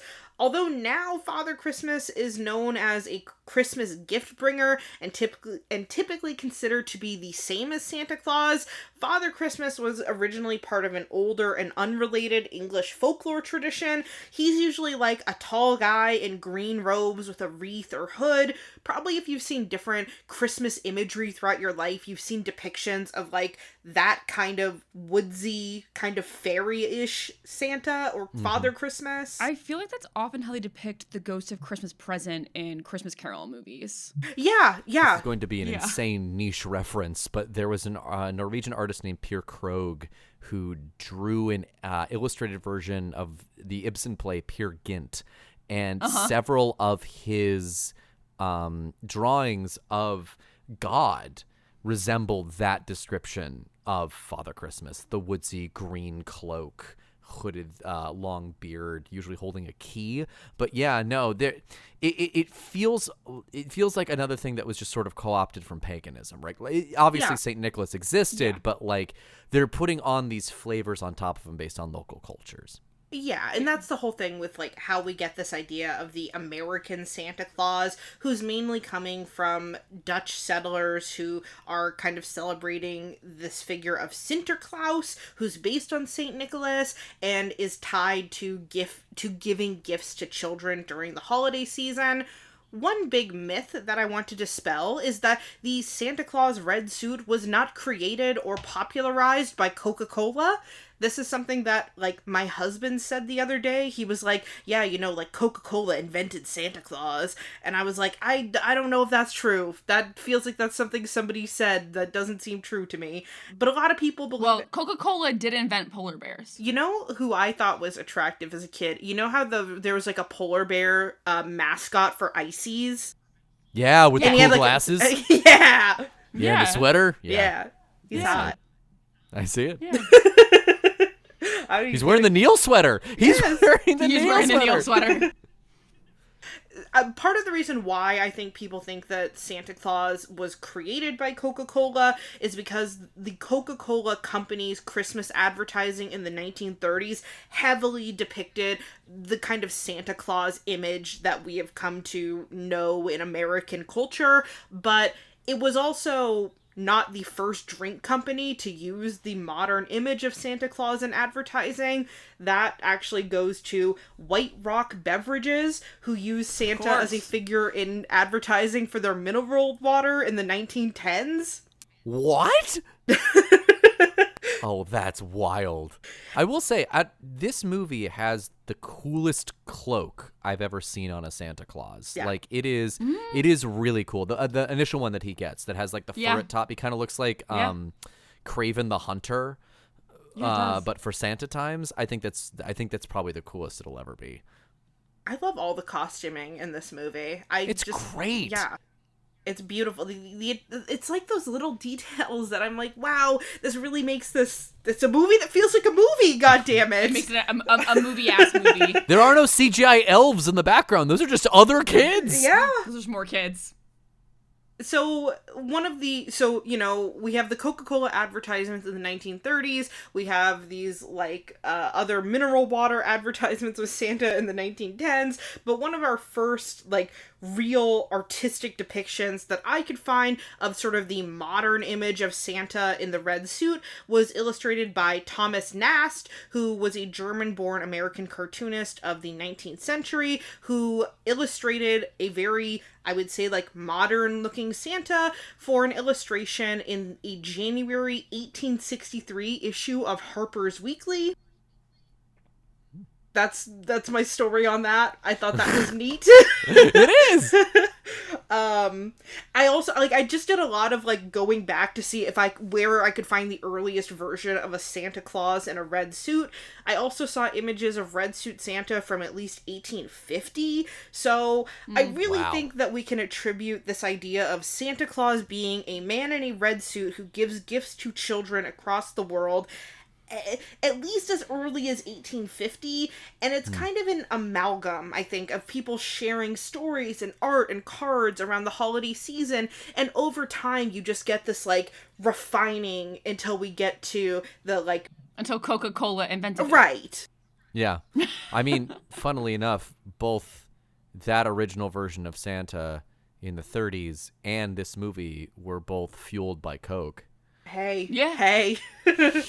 I think, and maybe this was maybe more appropriate to talk about earlier, but I do think Tim Allen is an interesting casting choice here because, like, Home Improvement, like, as AJ, you said earlier, like, I think in Home Improvement, he's so tied to this specific, like, fatherly form of masculinity, and he's, like, having this show that teaches you how to, like, do things around the house. And so I think that, like, him specifically being this sort of emblem of, like, American dad masculinity, that then, like, having sort of the metamorphosis into this sort of like maternal, soft Santa Claus-y man in this movie, like takes on a very specific frame. Right. And I think the difference between old Tim Allen and more recent Tim Allen, right, is in Home Improvement, he's the butt of the joke. Yeah. Like his hyper masculinity and the moments where he lashes out with it are treated as if they're really bad because he has Pat Richardson as his wife in that show, who was in the writer's room, right, who was advocating for herself and for her character. Jill just couldn't be a stay-at-home mom. She had to be pursuing something. So she's always working on her thesis, on her degree, going to school. And I think that now Tim Allen, everyone else is crazy, and he's the only sane one in that world. And so to bring that energy of moron into the Santa Claus universe and have him slowly churn, I think it's a much more dramatic arc, and I think it lends itself well to this movie because he's supposed to be dumb at the beginning of the film. Yeah, well, it's like Scott Calvin is very... Tim the Toolman Taylor and Scott Calvin are pretty similar, and so we're watching him sort of move into this other person throughout this movie, and then in the second movie, like, he starts to turn him back into that guy, and that's like a real problem. Like, that's the problem of the movie, is he doesn't want to give up being Santa Claus. He needs to find a wife so he can stay Santa Claus.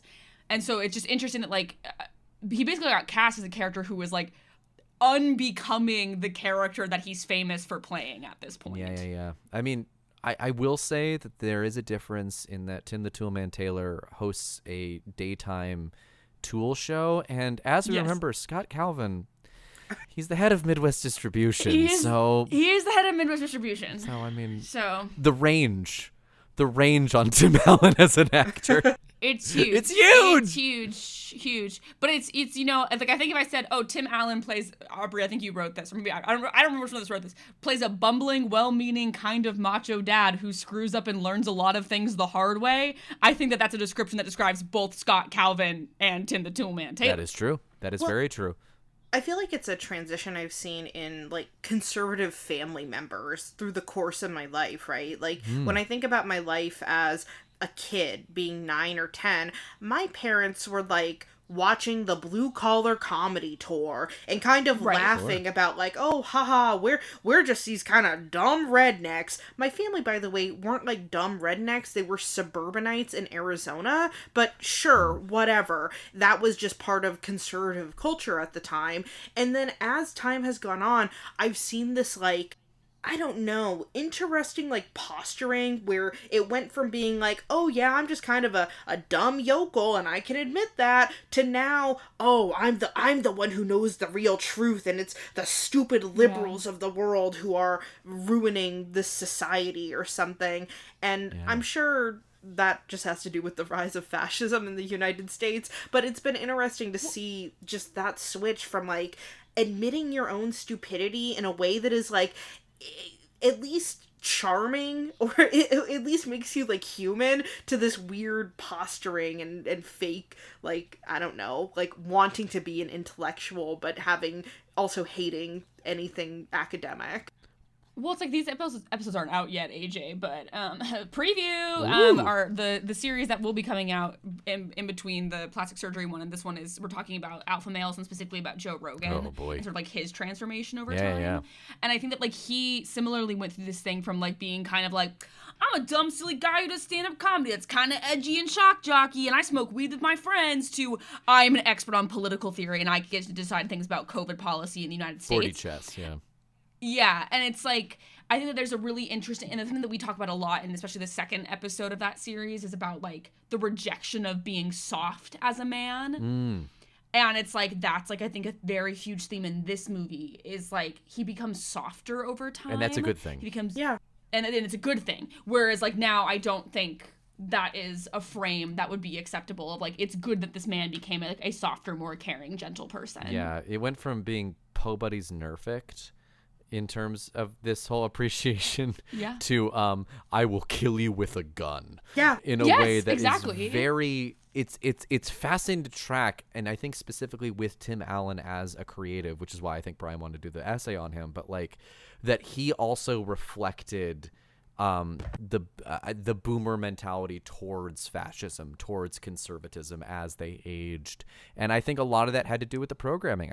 I genuinely think that a lot of it was the propaganda of Fox News just slowly permeating into there and convincing them that they were living in a battleground. There are relatives of mine who truly worry for my safety living in New York City because they think I'm going to be gunned down when I go to the fucking store. And I'm like, I would feel more uncomfortable going to your Walmart. Right. Because that's where a lot of mass shootings happen.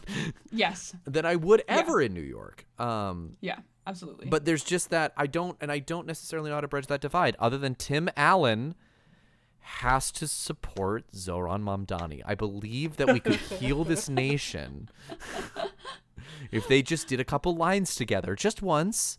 Yeah. And also, Jeff, you can rock the back and sides. It's okay. You don't got to look like Lex Luthor. Come on. Let's bring it back. Let's bring back the horseshoe.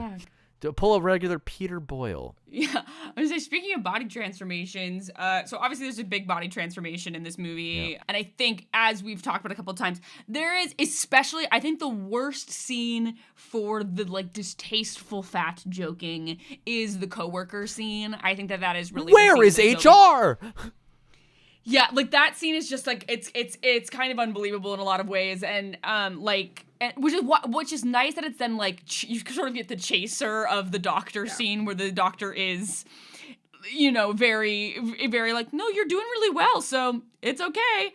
But I think that like sort of the arc of this movie is that he like loses control and then has to figure out a way to deal with it, and I think a lot of that initial framing is around like this body transformation, specifically both like the weight gain and the aging are like things that he cannot control, and he has to figure out how to adapt to the situation.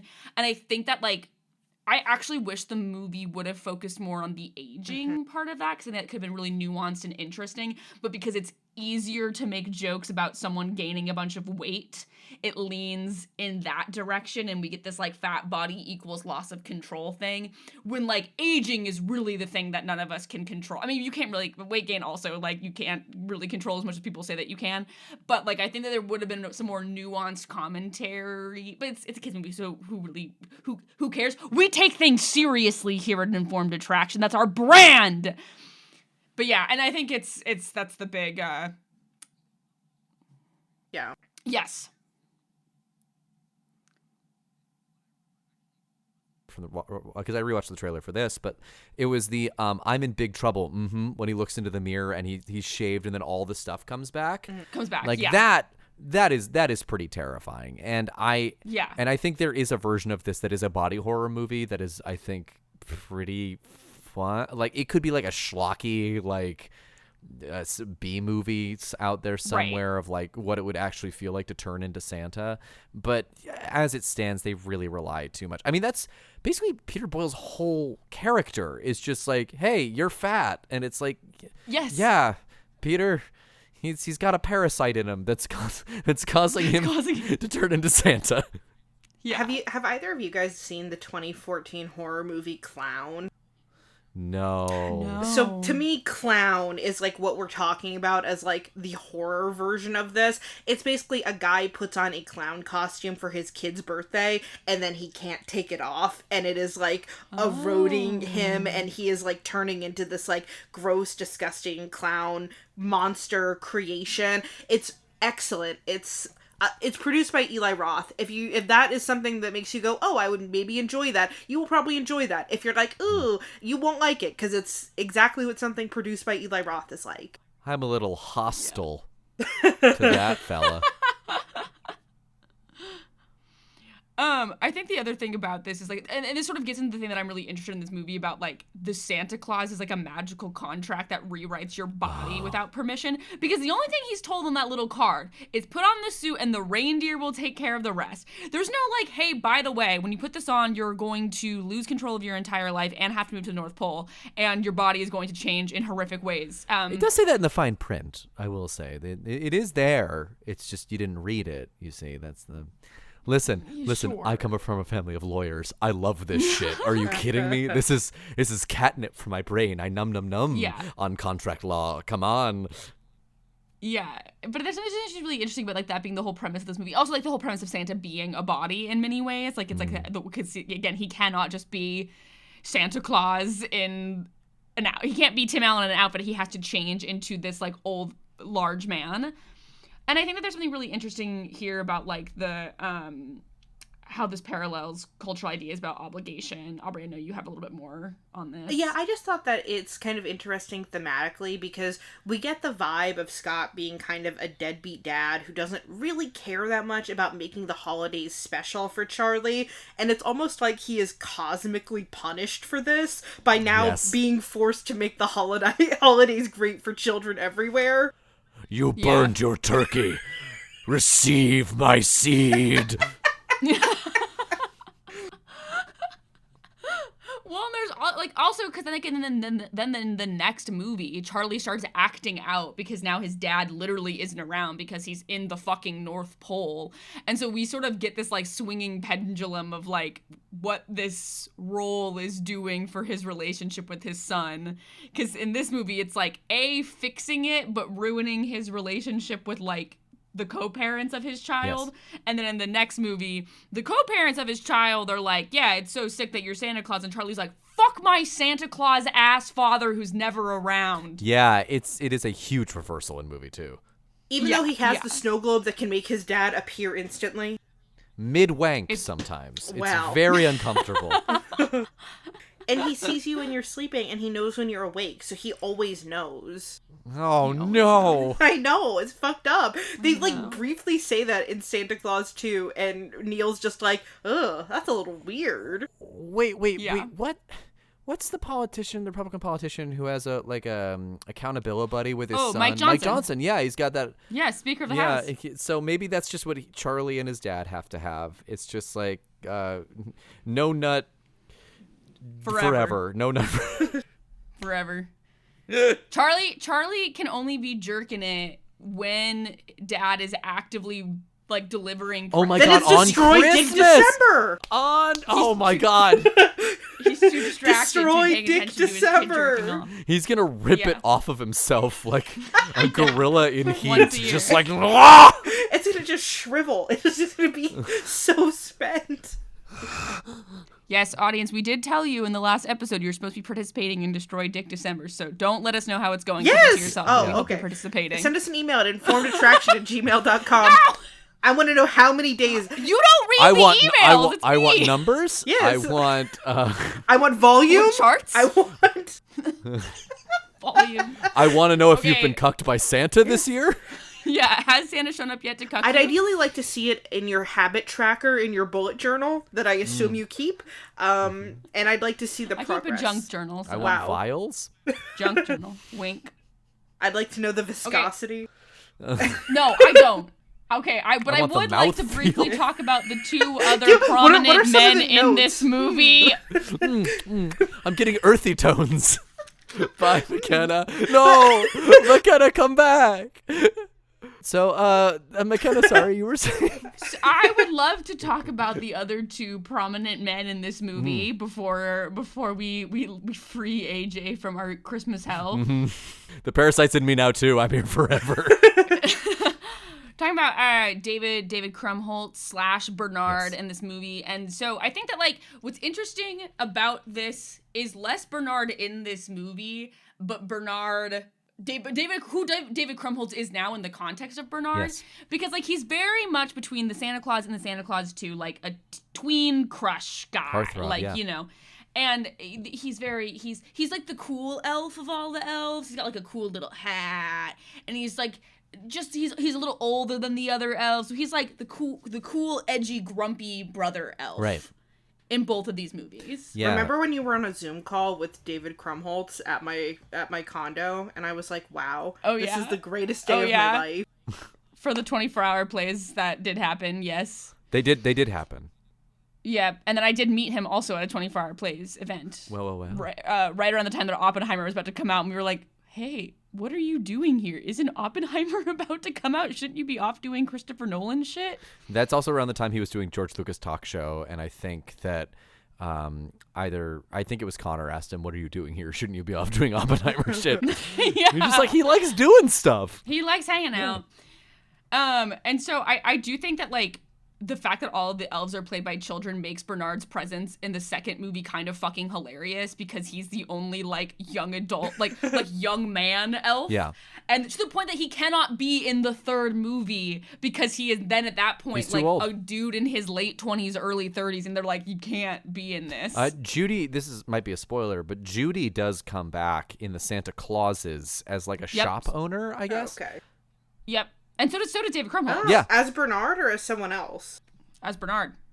What is the lore for that? Any justification or? We're going to talk about that when we I don't talk want to about the spoil TV that. show. Oh, wow. Okay. So it must be revealed in the first 20 minutes because that's what you watched. What's weird is he's also watched the whole first season. He's also playing his character in the studio in the Santa Clauses. It's a very weird crossover. No. But so the other thing I want to talk about is sort of like the fact that he comes back in the Santa Clauses is that, like, I think that David Krumholtz really falls into this category of, like, actors that, like, Hollywood didn't know what to do with once he stopped being, like, a hot young man. Yes. Twink death. Yeah, I mean, like, literally, because, like, they don't know what to do with, like, hot young actors who transition into being, like, regular ass dudes. Yeah. I think this also happened to Brendan Fraser and a lot of Fraser. I should know. I'm Fraser. After we said it wrong for all of the Whale series, don't worry about it. But, like, he aged in, like, a regular guy way, including he gained weight, he lost his hair, and he didn't age in, like, a Ryan Gosling way. Yeah. I mean, did Ryan Gosling age in a Ryan Gosling way? I know Ryan Gosling has probably had work done. But that's what I mean. Like, he didn't age in like a hot teen star into hot older guy way because Ryan Gosling is, you know, probably doing stuff to stay the way that he looks. Right, like, he made the decision David... not to try to spend time and money into creating, like, an aesthetic for himself that would, like, put him in that, you know. And so I think there's, like, this period of time between, like, the end of Numbers. Into, like, I have to do that because that's how my husband, every time he sees David Krumholtz, he goes, Numbers! Because when he was in high school, his math teacher, every time his math teacher didn't want to teach, would just put on Numbers. And so now every time Josh sees David Krumholtz, he goes, Numbers! Yeah, well, here's the thing. My spouse also watches Numbers, and so does my mom. Had watched Numbers. My spouse needs things to be on in the background while they work, and what I will say is, in the brief time I've spent while walking in and out of the room watching Numbers, he does good work. He's a very solid part of that show. Yeah.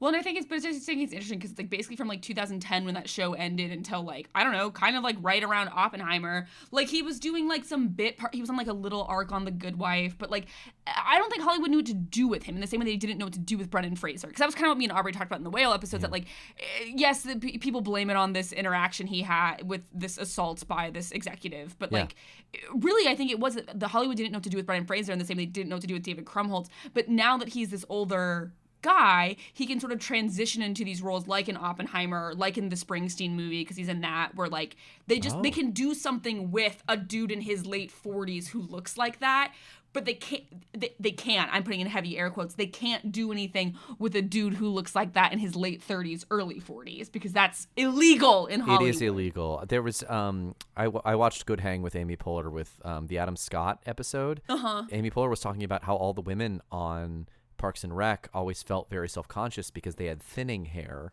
and all the men on that show had these great big, like, thick tufts of hair on their head. And Adam Scott was like, yeah, because we were all taking pills.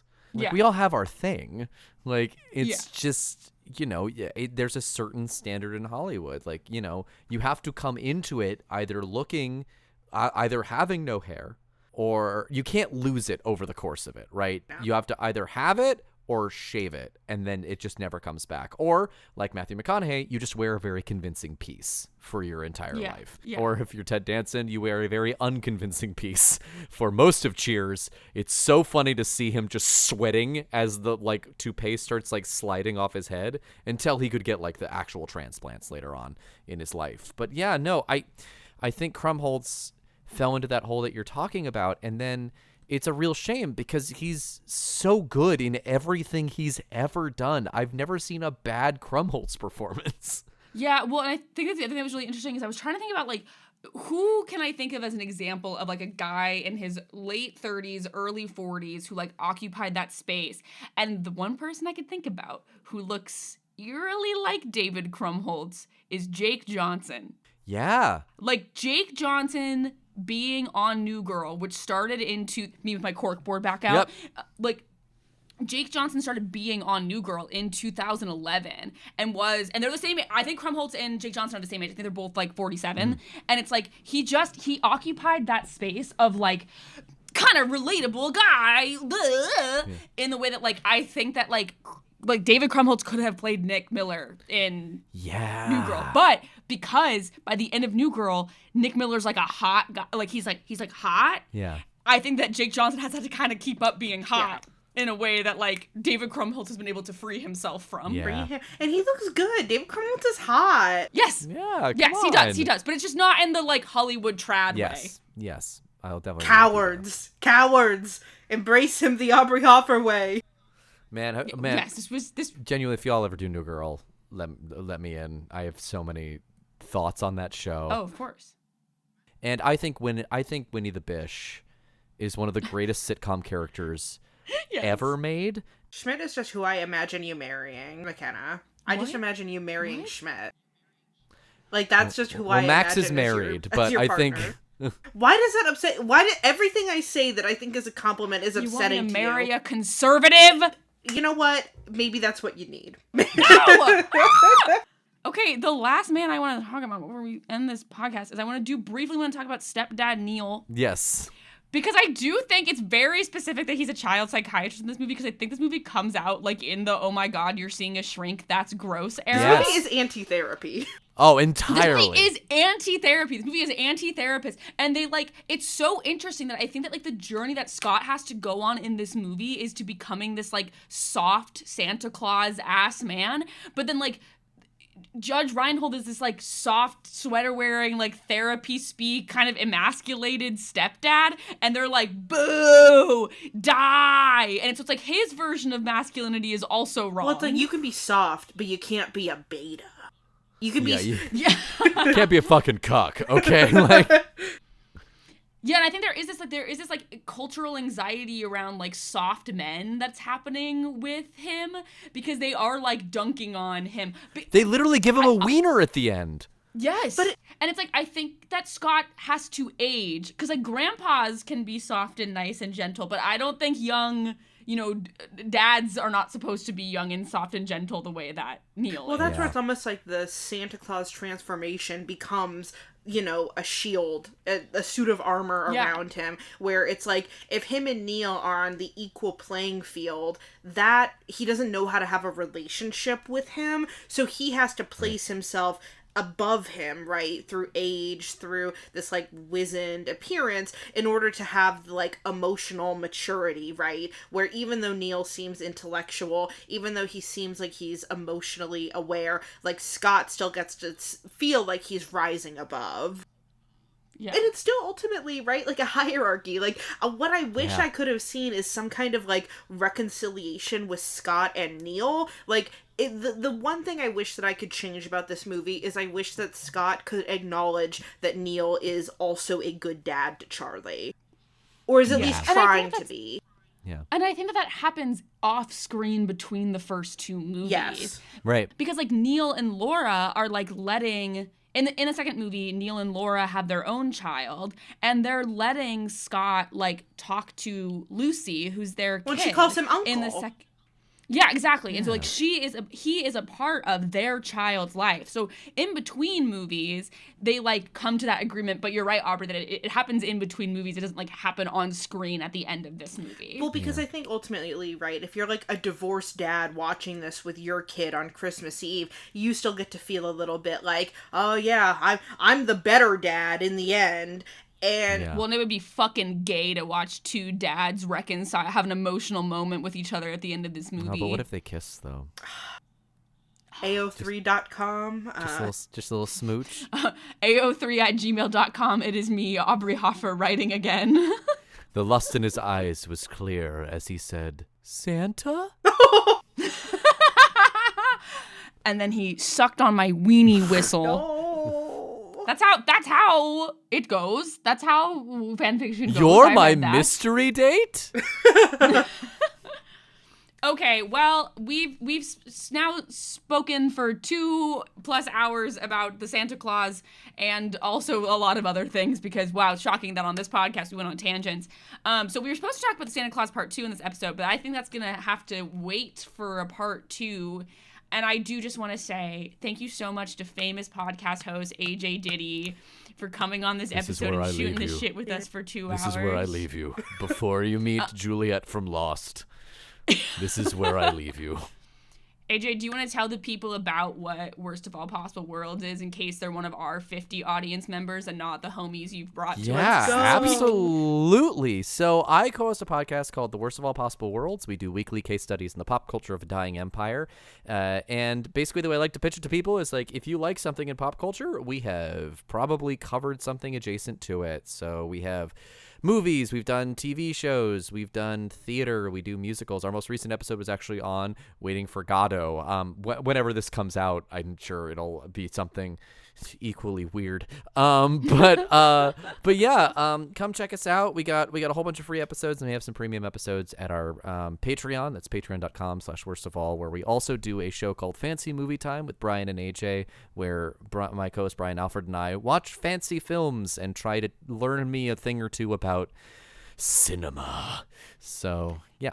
Yes, because AJ has a podcast where they have a Patreon, unlike ours where we're like, we'll do it as Patreon content, but we don't have a Patreon, so they're just going in the dream bank. So here's how get one started and then just do movie commentaries. That's always a good. I think that's probably that's good. It's a good idea, and I think y'all are great. I've listened to almost, as I said, every episode of this podcast since y'all been making it, and I think you're doing something really wonderful here, and I'm just so glad I finally got to be on the other side. Woohoo.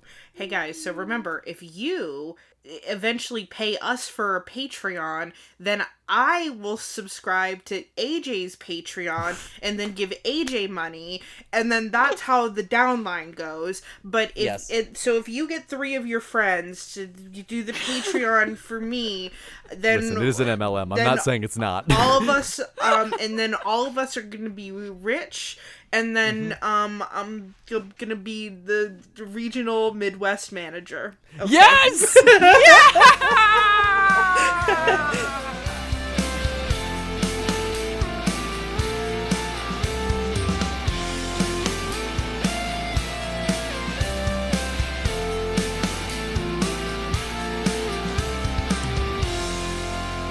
Have a question or a topic that you would like for us to discuss? Send us an email at informedattraction@gmail.com.